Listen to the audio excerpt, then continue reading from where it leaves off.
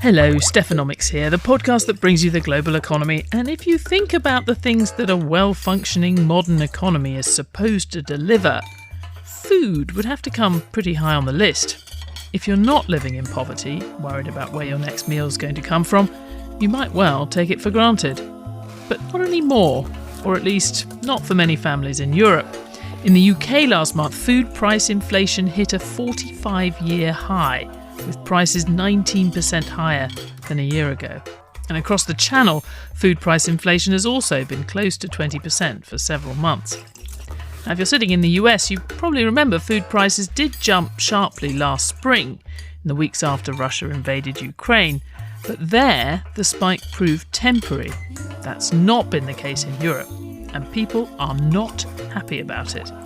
In a minute, we'll discuss the devastating implications for the traditional English breakfast and ask a former chief economist from the US Department of Agriculture why it's taking so long for food prices to ease off. Also, whether the experience of the past year should change the way we think about the global food chain. But first, Rome-based economy reporter Alessandra Migliaccio explains how soaring prices have even put the basic human right to a pizza at risk. Inflation rates may be slowing across Europe, but you wouldn't know it looking at someone's grocery bill. Food prices are still rising at an alarming pace, and there's only so much that governments can do to help people cope. Let's start at Le Mansonnet, a small family-run restaurant nestled in the picture-perfect town of Caux, located in the Sele Valley in southwest France.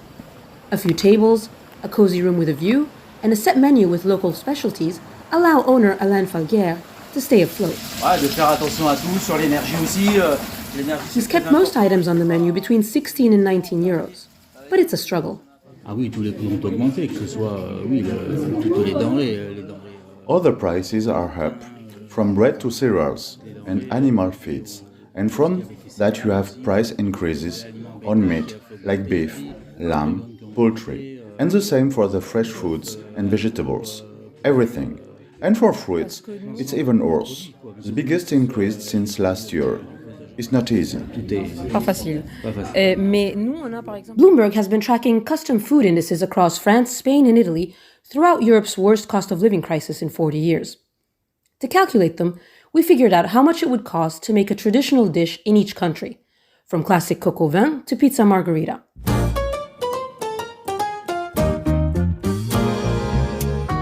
To make coq au vin, you'll need to start with chicken, and those prices jumped about 18% in the year through March. Wine is another major ingredient, which costs 8.4% more than it did a year ago. You can also add carrots, but it'll cost you more than 33% now compared to last March. Meanwhile, overall inflation in France is running at 6.7%, still historically high, but pretty low by comparison. Much the same is happening in Italy, where the price of enjoying a classic pizza margherita, made with cheese, tomato, and basil, has been at least 20% higher than a year ago for 8 consecutive months. That's more than double the nation's headline inflation rate. And even with over 90 billion euros of government aid spent to subsidize energy and gas bills, and tax cuts for fuel prices at the pump, well, there's just so much politicians can do when prices go up. The government managed to reduce the impact of the first wave of inflation following Russia's invasion of Ukraine. But as prices rise across a wider range of goods, including food, it's becoming too expensive to intervene. Domenico Lombardi leads the Policy Observatory at the Lewis University School of Government in Rome. He says governments can't keep trying to protect everyone from inflation. The inflationary outlook has evolved. Headline inflation is falling. However, core inflation shows to be more persistent than expected. And this comes amidst heavy government support that has further narrowed the fiscal space. Let's not forget the pandemic, the shock caused by the pandemic, and then, of course, the energy and the geopolitical crisis. So moving forward, the only fiscal support that looks feasible is more targeted surgical interventions in favor of those most affected. That's not easy for ruling politicians like Italian Premier Giorgia Meloni, who promised her people they wouldn't be left alone to face inflation. But she has to balance that with keeping the country's fragile finances in check. The opposition has blasted her for canceling a form of citizens' income to save money. and the government is now studying other solutions, like lower taxes on salaries, to help increase purchasing power. In France, retailers have agreed to prolong efforts to charge the lowest possible amount for some essential food items. The 3-month campaign was announced in early March and set to end on June 15th, until the Finance Ministry recently announced an extension. Supermarket chains are expected to take a hit to their margins, amounting to several €100 million, and the European Central Bank has increasingly highlighted the role of corporate profits in the Eurozone's inflation crisis. Here's French President Emmanuel Macron talking about the deal with retailers at the Paris Agriculture Fair earlier this year.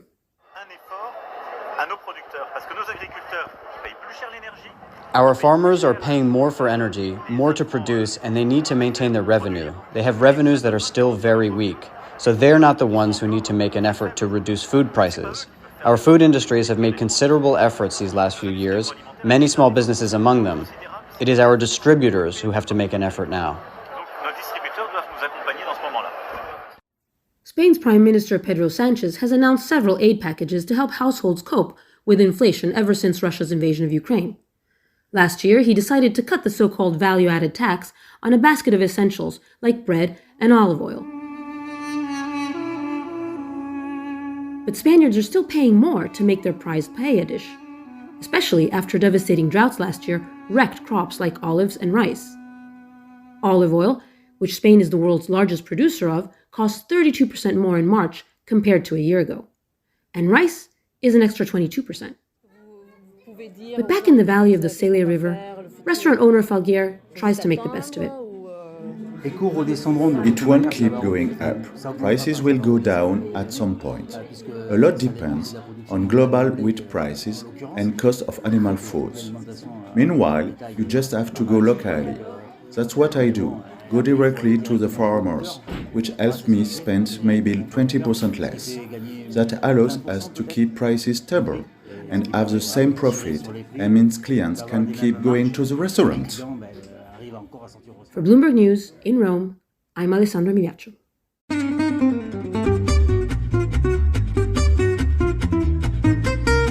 So not quite as good for your heart as olive oil, but an equally totemic part of Britain's national cuisine is the traditional English breakfast. So we thought we should monitor what was happening to that before we go on to discuss the broader global forces at work in these rising food prices in Europe. And Bloomberg reporter Irina Anghel has more on that. Irina, thank you very much for telling us about the Bloomberg Breakfast Index. I guess you should first tell us what exactly, if you were eating a traditional English breakfast, what would you be in for? Let's see. So I think it's sausages, bacon, eggs, bread, butter, tomatoes, mushrooms. Fried bread as well. So fried it has to bread, be particularly bad for you, yes, but tasty. And probably tea. Okay, so what have we found out? What is the English Breakfast Index telling us at the moment? So, the English Breakfast Index sort of puts inflation in the frying pan. As you mentioned, each month we use it to track the cost of the 10 products, or the products I mentioned, plus coffee, in case, I personally prefer coffee over tea. And we use data from the UK Office for National Statistics. So the latest breakfast index showed that the average cost of ingredients increased almost 23% from last year. And it's the sharpest jump since we started tracking the numbers in June. Eggs, bread and milk saw the biggest price rises. So Stephanie, if you and I go to the supermarket, we are going to pay around £35.50 for all the 10 products to make a full fry-up, which is almost £6 more than last March. And £35, I guess it depends on what the exchange rate's doing, but that's, at least $45. And of course, that's not just for one person. I guess you'd be buying slightly more. It would probably be for a few people, but that's a hell of a lot of money. Yeah, that is a lot of money. That's, as you mentioned, that's using the product sizes that the ONS provides. So a dozen eggs or a pint of milk, but it's a lot of money for a typical family. And how does that compare to some of these other sort of classic meals around the world that we've been talking about? Well, national dishes are becoming a luxury everywhere around the world, sort of.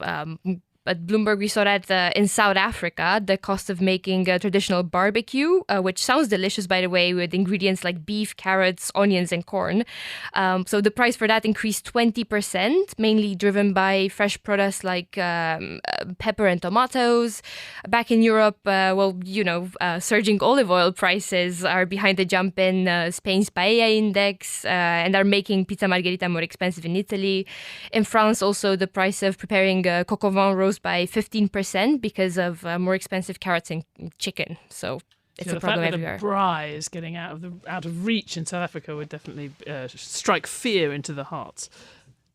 And when those numbers came out, I was in the UK, and there was a sort of collective sigh because, of course, we've been expecting inflation to slow down, and we've seen in large parts of Europe inflation coming down quite sharply, the headline inflation rate. Why are food prices still rising in the UK? Yeah, that's a great question, and it's all the factors you mentioned, and plus the fact that global commodity prices have also been declining for a while now. So part of the explanation could be that big food producers in the UK are still tied to long-term commodity contracts that they signed back when prices were sky high. So we have to wait for them to renew these contracts until we see the price falls to feed through. And manufacturers, it looks like they keep passing on costs through the supply chain to consumers to protect their margins. However, there are some signs inflation is easing in some categories. Some supermarkets, including Tesco, Asda, Sainsbury, Aldi, Lidl, or Ocado, all lowered their price of milk. Tesco is also seeing some deflation for oils and grains, and that could mean lower prices for baked goods like croissants and all that. So looking down the road, if we decide to pass on English breakfast right now because it's too expensive, is there any chance it's going to come back into reach in the next few months? The good news is even now on a monthly basis, inflation in the breakfast index it might be already slowing. The price of eggs, mushrooms and tea all fell in March actually from last month. And butter, milk and bread were unchanged. And we're also entering the UK growing season, and that might also slow down food inflation. However, if you ask analysts, they always say that absolute pricing rarely falls. So when we finally see inflation slowing down, we might get more promotional discounts rather than cheaper full price tags. So this all means that the English breakfast is probably going to stay indulgent in every sense of the word. Well, exactly. It's pretty indulgent. Maybe it's better. Maybe better for the British heart if we have fewer of them. I had heard quite a lot of discussion around the fact that the structure of Britain's supermarkets actually means that when prices are low, more of that is passed on to the consumer. People often say, they go into the supermarkets in general are more expensive in continental Europe, but the cost of sort of squeezing the last penny out of the suppliers is that at times like this, you just get shortages. I guess the final question, Irina, can we blame Brexit for this soaring cost of the English breakfast? I mean, one role that Brexit could play is labour shortages in the food industry more broadly. And we've been speaking to lots of businesses who mention Brexit as their top problem, that they can't find enough workers. Well, I suspect this is going to continue to be a debate. But Irina Anghel, thank you so much. Thank you.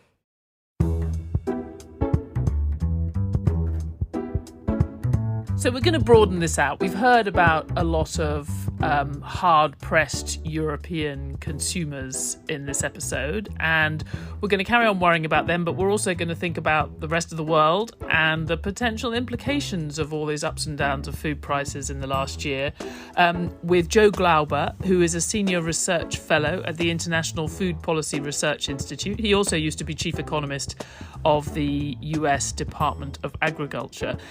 Joe, thank you very much for coming on Stephanomics.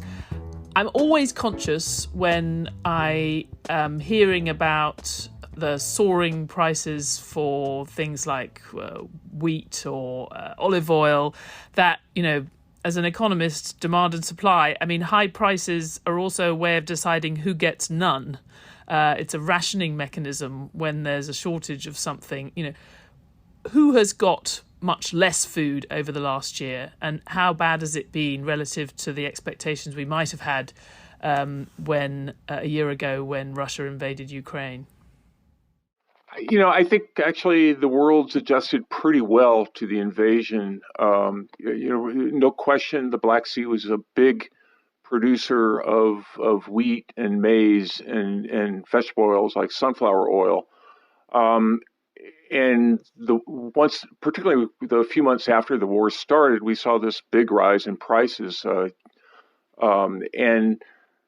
But by about June or so of last year, prices had started to come down again, and in fact, by about the fall, they were back to pre-war levels. That hasn't been the case for food price inflation, and I think that's a very important distinction to make between commodity prices and actually retail food prices, which is what consumers are facing, and in the developed economies like the UK or the US or member states of the European Union, the commodity value is such a small share of the overall food cost, right? So if you go to look at a loaf of bread, that's 5 to 10% of that value of bread that you're purchasing in a grocery store is actually the price of wheat. So wheat price can go up a lot, but the price of bread, not so much. But by the same token, all of those other post-farm gate costs get built into the price of food. So what we're seeing in a lot of economies right now is overall very, very high rates of inflation. So that's affecting energy prices, it's affecting processing costs, it's affecting wage rates. All of these things have built into very high food prices. That's one. Some of that is less the case in developing countries where maybe that post-farm gate share of the overall food cost is smaller. That is, that the price of the underlying commodity is means more. But there, unfortunately, those countries haven't seen quite the price decline as we've seen on global markets. Why? Because the dollar has remained so high and is actually appreciated against some of those commodities. So if you go to, say, Egypt and look at the price of wheat, is used, bread is a huge staple in a country like Egypt. Those prices have increased substantially. Right after the war began, but they haven't declined nearly as much as they have on global markets. Why? Because the Egyptian pound has lost value relative to the dollar, and because most commodities are denominated in dollars. That means in local currencies, those prices haven't fallen nearly as much. You've actually highlighted a good point. I mean, we have looked at some of the causes of Eurozone inflation over the last year, the increase in the inflation rate. And interestingly, our economists found that a big chunk of the increase, not just in the food sector, but across the board, was from European companies expanding their profit margins, which I guess some people would call price gouging. So there's definitely a lot of things going into that higher price in the shops. But we tend to blame one way or another the Ukraine invasion by Russia with these issues. But I feel like I was hearing about serious problems with fertilizer prices and some commodity markets long before Russia's invasion. Is that right?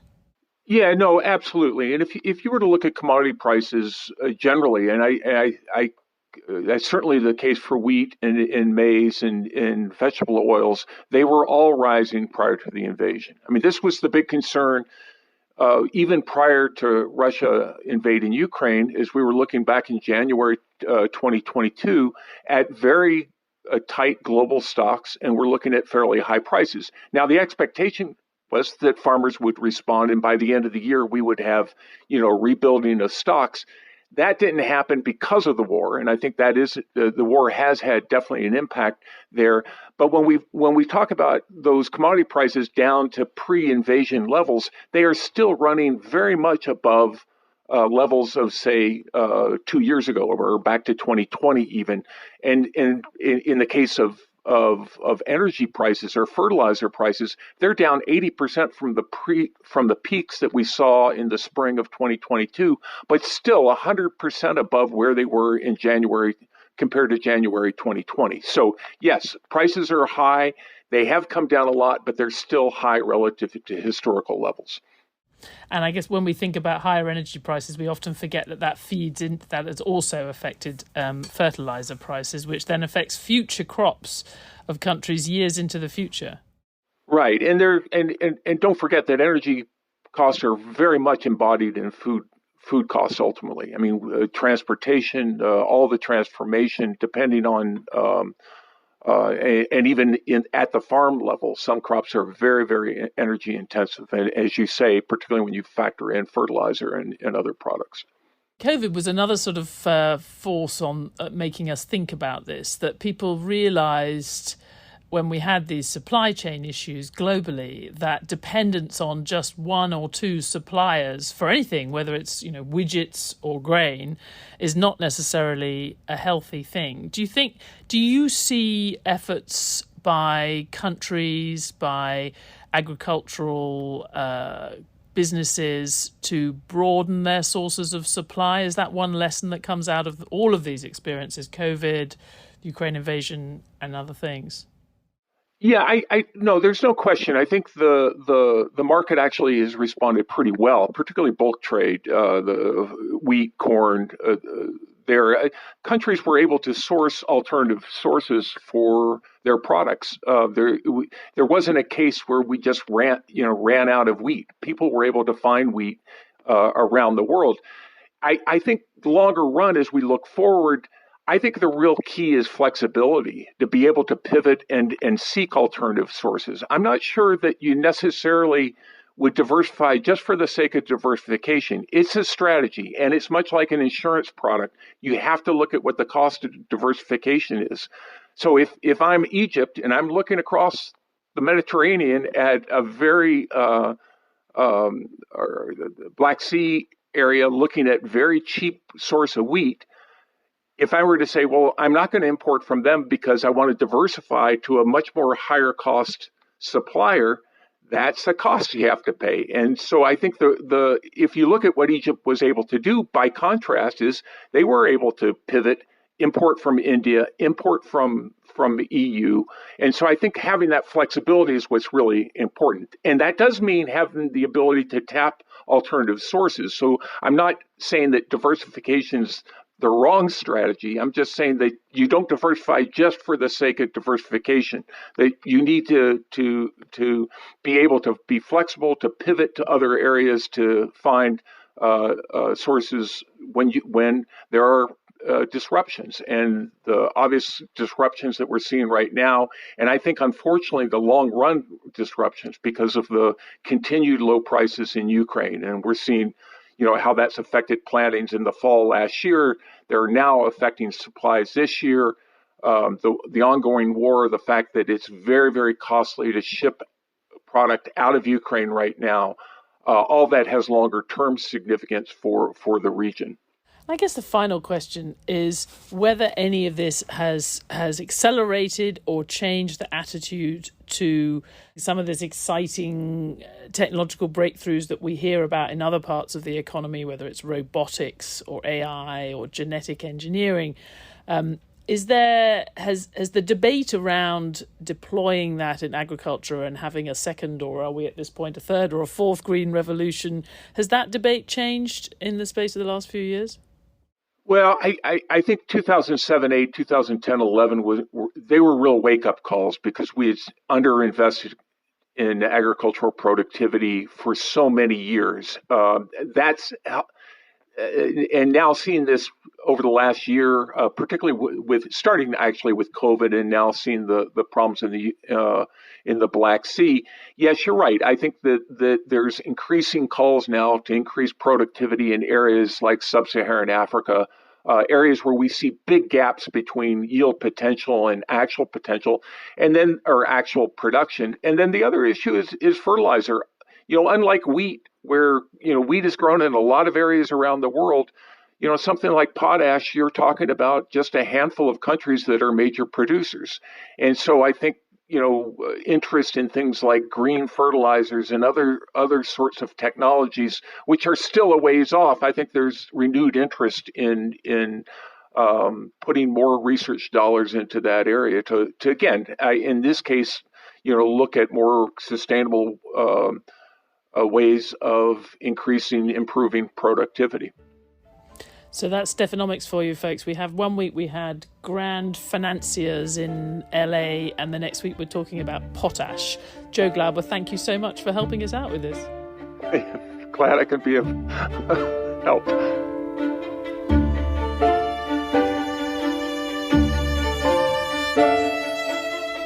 Well, that's it for this food-focused episode of Stephanomics. We will be back next week. In the meantime, you can get a lot more economic insight and news from the Bloomberg Terminal website or app.